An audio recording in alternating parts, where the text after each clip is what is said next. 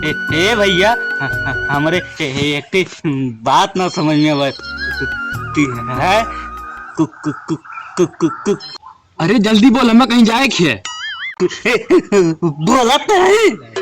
कुकुरा काहे बेटिया पे टंगरिया उठाए मुँहता है ना। बे हम बता तो कि ना पता, ई सन 1800 की बात है। एक कुकुर रहा, माटी दीवार रहा, वही पे मुँह तक रहा। और वह समय बहुत तेज बारिश होती रहा और दीवार पूरा पानी से भीज गिल रहा।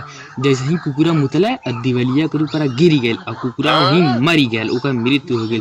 यह नाते अब के जमाने के जवन कुकुर मुता ना, टंगरी उठाए मुता ना, ताकि जब दिवलिया गिरे तो कुल अपने टंगरिया से रोक ले। हम समझ गए नहीं। हाँ, अब हम आओ दिवाली पे टंगरी उठा के मुँह तब। अरे ढेर सीरियस हो गया लगा था।